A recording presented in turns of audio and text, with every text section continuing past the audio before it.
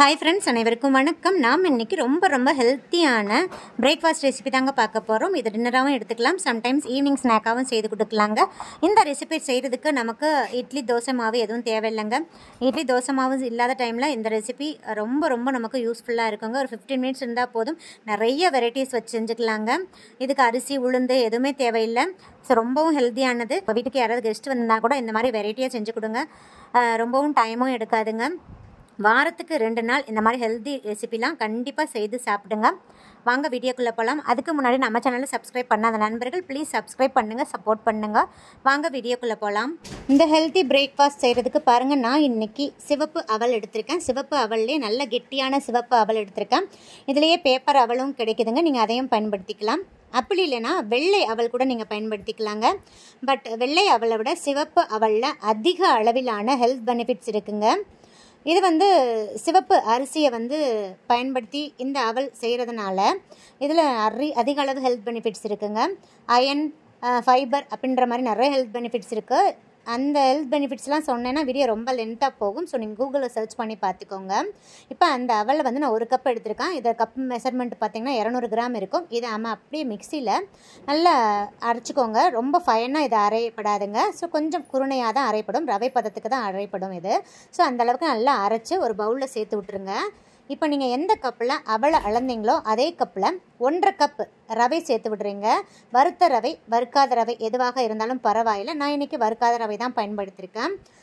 நீங்கள் எடுக்கிற ரவை நல்ல பொடி ரவையாக இருக்கணுங்க, சன்னமான ரவையாக இருக்கணும். கொஞ்சம் பெருசாக இருந்துச்சுன்னா மிக்சியில் நல்லா பவுட்ரு பண்ணி சேர்த்துக்கோங்க. பாருங்கள், நான் அதே கப்பில் 1.5 கப் ரவை சேர்த்து விட்டுறேங்க. இப்போ கொஞ்சமாக சால்ட்டு சேர்த்துக்கிறேன். நெக்ஸ்ட்டு நீங்கள் எந்த கப்பில் அவலை அளந்தீங்களோ அதே கப்பில் 1 கப் நல்ல புளிக்காத கெட்டியான தயிராக சேர்த்துக்கோங்க. கப்பை அளவை மாற்றிடாதீங்க, ஒரே கப்பில் தான் எல்லா மெஷர்மெண்ட்டையும் எடுக்கணும். இப்போ நம்ம தயிர் சேர்த்துட்டு நல்லா அந்த தயிரில் எல்லாத்தையும் ஈரமாக்கிடுங்க. அந்த ரவை, அவல் எல்லாத்தையுமே நல்லா ஈரமாக்கிடுங்க. அதுக்கப்புறம் தான் நம்ம தண்ணி சேர்க்கணும். ஸோ ஃபர்ஸ்ட்டு தயிரில் நல்லா ஈரப்படுத்திடுங்க. இப்போ நீங்கள் எந்த கப்பில் அவல் அளந்தீங்களோ அதே கப்பில் 1 கப் தண்ணி சேர்த்துட்டு நல்லா மிக்ஸ் பண்ணி கொடுத்துருங்க. எகெயின் நான் மறுபடியும் 1 கப் தண்ணி சேர்த்துக்கிறேங்க. சேர்த்துட்டு நல்லா மிக்ஸ் பண்ணி கொடுத்துருங்க. இப்போ ரொம்ப கெட்டியாக இப்போ நான் மறுபடியும் ஒரு 1/2 கப் தண்ணி எடுத்திருக்கேங்க. அதில் கொஞ்சமாக 1/4 கப் ஊற்றிட்டு நல்லா மிக்ஸ் பண்ணிவிட்டு மறுபடியும் கெட்டியாக இருக்கிறதுனால அந்த 1/4 கப்பையும் நான் ஊற்றிடுறேன். ஸோ டோட்டலாக 2.5 கப் தண்ணி சேர்த்துருக்கேங்க. ஏன் உங்களை தண்ணியை கொஞ்சமாக சேர்க்க சொல்கிறேன்னா, ரொம்ப தண்ணியோட அளவு அதிகமாக இருந்துச்சுன்னா இட்லி நல்லா வராதுங்க. அதனால தான் கொஞ்சம் கவனமாக சேர்த்துக்கோங்க. இதில் நம்ம வெள்ளை அவல் பயன்படுத்தினோம்னா தண்ணியோட அளவு கம்மியாக தான் தேவைப்படும். இதில் சிவப்பு அவல்ன்றதுனால கொஞ்சம் அதிக அளவு தண்ணி உறிஞ்சுங்க. ஸோ நீங்கள் எடுக்கிற அவலை பொறுத்து தண்ணியோட அளவு மாறுபடும். ஸோ கவனமாக தண்ணி ஊற்றுறச்ச கொஞ்சமாக ஊற்றி மிக்ஸ் பண்ணிக்கோங்க. 2 கப்பு ஊற்றிக்கோங்க. அதுக்கடுத்து நீங்கள் ஊற்றுற தண்ணியை கொஞ்சமாக ஊற்றி மிக்ஸ் பண்ணிக்கோங்க. இப்போ அவ்வளோதான், 2.5 கப்பு எனக்கு கரெக்டாக இருக்குங்க. இப்போ இதை மூடி போட்டு க்ளோஸ் பண்ணிவிட்டு ஒரு 15 நிமிஷத்துக்கு அப்படியே விட்டுருங்க. அப்போ தான் ரவையும் அவளும் நல்லா ஊறிட்டு நமக்கு இட்லி நல்லா சாஃப்டாக பஞ்சு போல் கிடைக்குங்க. இப்போ இது ஊறட்டும். அதுக்கடையில் ஒரு சட்னி பார்த்துடலாம். தேங்காய் சட்னி நான் சொல்கிற மாதிரி செய்யுங்க, ரொம்ப டேஸ்ட்டாக இருக்கும். 1/4 கப் தேங்காய் சேர்த்துக்கோங்க. 1/2 கப் பொட்டுக்கடலை சேர்த்துக்கோங்க. நெக்ஸ்ட்டு பாருங்கள், கொஞ்சமாக சிறிய அளவிலான புளி சேர்த்துக்கோங்க. புளி சேர்த்து செய்கிறதுனால டேஸ்ட் அமேசிங்காக இருக்கும். அதே இல்லாமல் சீக்கிரமும் கெட்டு போகாதுங்க. நெக்ஸ்ட்டு பாருங்கள், ஒரு சிறிய துண்டு இஞ்சி தோல் நீக்கி சேர்த்துக்கோங்க. நெக்ஸ்ட்டு கொஞ்சமாக கருவேப்பிலை, அதாவது ஒரு கொத்து இருக்கும். நெக்ஸ்ட்டு கொஞ்சமாக கொத்தமல்லி தழை. இது ரெண்டையுமே கொஞ்சம் தாங்க சேர்க்கணும், ரொம்ப அதிக அளவு சேர்த்துடக்கூடாது. இப்போ பாருங்கள், ஒரு சிறிய பூண்டு பல் சேர்த்துக்கிறேங்க, தோலோடு தான் சேர்க்குறேன். நெக்ஸ்ட்டு 2 மிளகாய் வத்தலை கிள்ளி சேர்த்துக்கிறேங்க. இதில் பச்சை மிளகாய் சேர்த்திங்கன்னா டேஸ்ட் அமேசிங்காக இருக்கும். என்கிட்ட பச்சை மிளகாய் இல்லை, அதனால் நான் மிளகாய் வத்தலை சேர்த்துக்கிறேங்க. நெக்ஸ்ட்டு இந்த சட்னிக்கு தேவையான அளவு கல்லுப்பு சேர்த்து விட்றேங்க.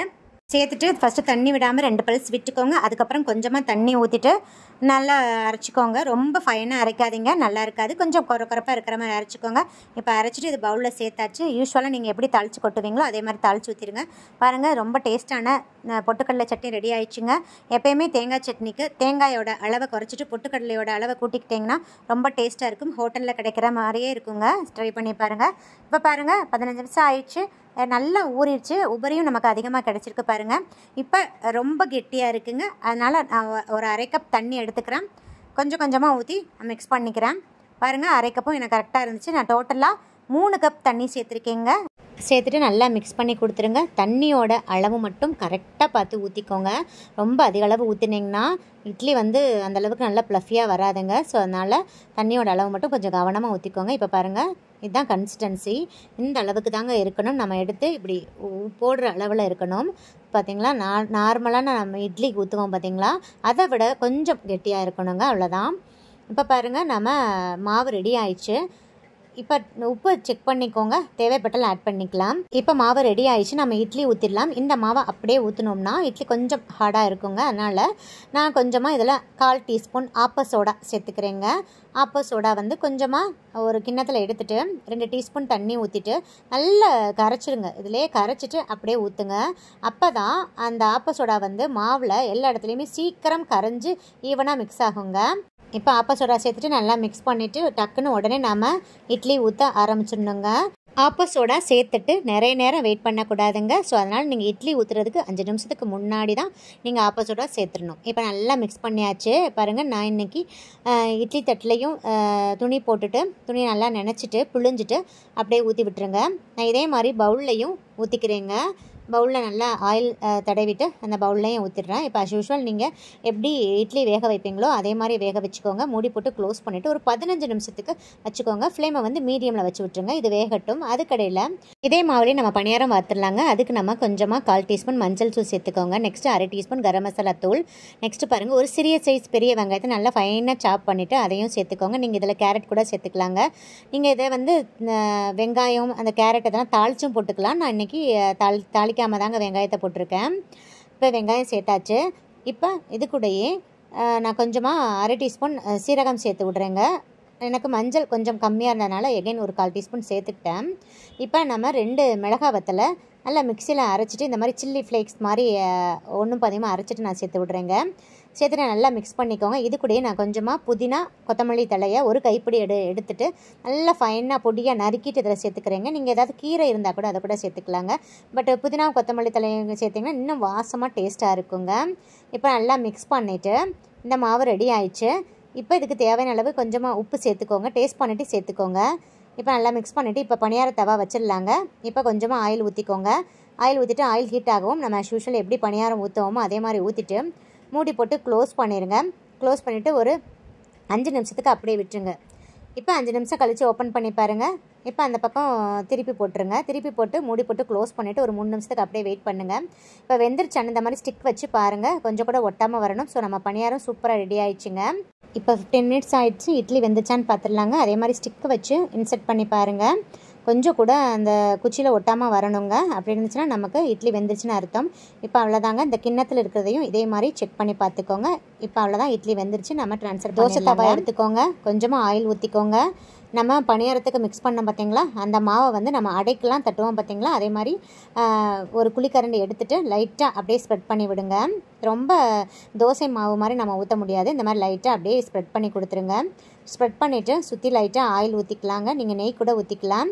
ஊற்றிட்டு மூடி போட்டு க்ளோஸ் பண்ணிவிட்டு ஃப்ளேமை வந்து மீடியமில் வச்சு விட்ருங்க. இல்லாட்டி கறிகிறோம். மீடியமில் வச்சுட்டு ஒரு 5 நிமிஷத்துக்கு அப்படியே விட்டுருங்க. இப்போ ஓப்பன் பண்ணிடலாம். பாருங்கள், நல்ல கமகமன் ஜம்முன்னு வாசமாக இருக்குங்க. இப்போ திருப்பி போட்டுட்டு மூடி போட்டு க்ளோஸ் பண்ணிவிட்டு ஒரு 3 நிமிஷத்துக்கு அப்படியே விட்டுருங்க. ஃப்ளேம் வந்து மீடியமில் இருக்கட்டுங்க, இல்லாட்டி கறிகிறோம். இப்போ பாருங்கள், நான் ஓப்பன் பண்ணிவிட்டேன். 2 பக்கம் நல்லா சிவந்து சூப்பராக வந்துருச்சுங்க. ஸோ நம்மளோட அவல் அடை நல்லா கமன்னு வாசமாக ரெடி ஆயிடுச்சு.